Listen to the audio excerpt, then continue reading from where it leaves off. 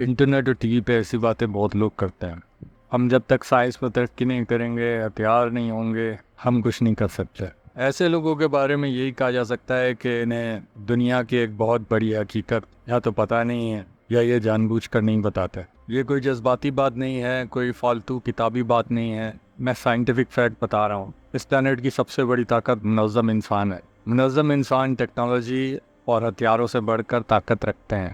اس بات کو سمجھنے کے لیے انسان کی اپنی بناوٹ پہ ذرا غور کریں. آپ نے کبھی سوچا ہے کہ انسان اس دنیا کا مالک کیسے بن گیا؟ پوری دنیا انسان کی دشمن ہے. صحرا، پہاڑ، سمندر، جنگل. انسان کا جسم قدرتی طور پر ان میں سے کسی بھی جگہ رہنے کے لیے نہیں بنا. انسان جانوروں کی طرح صرف اپنے جسم کے بل پر کسی بھی ماحول میں زندہ نہیں رہ سکتا. اس کو 10 لوازمات چاہیے ہوتے ہیں. انسان کے پاس سخت کھال نہیں ہے، سینگ نہیں ہے، طاقتور جبڑا نہیں ہے، خطرناک پنجے نہیں ہیں. یہ نہ اڑ سکتا ہے، نہ باقی جانوروں کے مقابلے میں طاقتور ہے. یعنی ہر جانور کا شکار ہے انسان. ان سب سے بچ گیا تو موسمی حالات، طوفان، زلزلے، ہر چیز انسان کی دشمن. تو پھر آج انسان پوری دنیا پر قابض کیسے ہو گیا؟ آپ کہیں گے انسان عقل مند زیادہ ہے، ٹولز یعنی اوزار بنا سکتا ہے. نہیں، یہ جواب نہیں ہے. اس کا جواب یہ ہے کہ انسان نے اپنے دماغ کا بڑا حصہ منظم گروہ بننے کے لیے وقف کیا ہوا ہے، گروہ بندی کے لیے وقف کیا ہوا ہے. ہمارے بولنے کی صلاحیت بھی اسی گروہ بندی کی صفت کا نتیجہ ہے.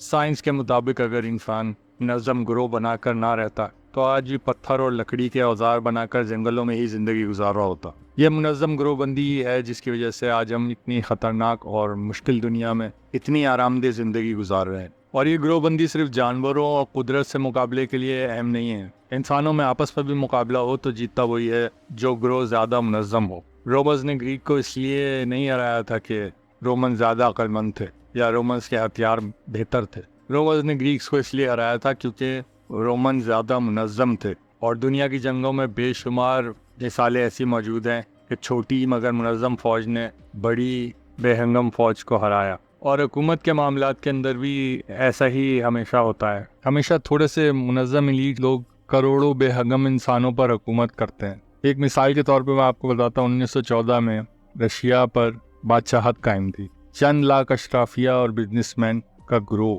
مل کر رشیا کے 18 کروڑ عوام پہ حکومت کرتے تھے. 1917 میں کمیونسٹ پارٹی نے رشیا پہ قبضہ کرنا چاہا تو صرف 23,000 کا منظم گروہ 30 لاکھ اشرافیہ کو ہرا کر 18 کروڑ عوام کی قسمت کا مالک بن گیا. کمیونسٹ نے یہ کیسے کیا؟ انہوں نے چند خاص پوزیشنز پر اپنے لوگوں کو پہنچا دیا اور نظام پہ قبضہ کر لیا. اور 90 کی دہائی تک رشیا پہ کمیونسٹ کا راج رہا. پھر ان کے اندر بھی منظم رہنے کی صلاحیت ختم ہو گئی تو ان کا راج بھی ختم ہو گیا.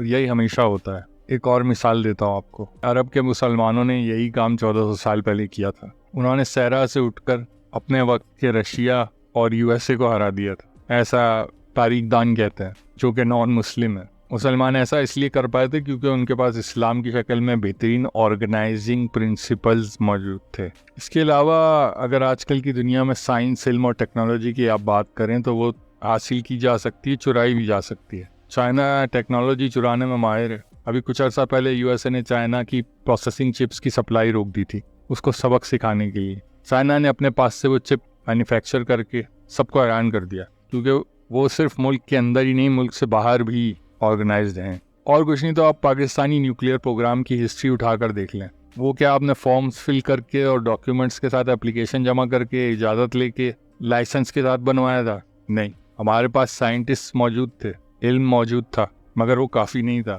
جا کر گوگل کریں کہ پاکستان کس طرح نیوکلیئر پاور بنا تھا. یہ بھی کولیبریٹیو ایفرٹ کا نتیجہ تھا، منظم کوششوں کا نتیجہ تھا. ملک سے اندر ہی نہیں، ملک سے باہر بھی. آج بے تحاشا معدنی ذخائر ہونے کے باوجود، زرخیز زمین ہونے کے باوجود، بے تحاشا وسائل ہونے کے باوجود ہم کچھ نہیں کرتے. ہم کچھ نہیں ہیں کیونکہ ہم آرگنائز نہیں ہیں. کچھ لوگ جو بڑے عہدوں پر بیٹھے ہیں وہ اپنے گروہ، اپنی قوم کی بجائے دوسروں کا ساتھ دے رہے ہیں. تاریخ گواہ ہے کہ منظم ہونا ہی اس دنیا کی سب سے بڑی طاقت ہے.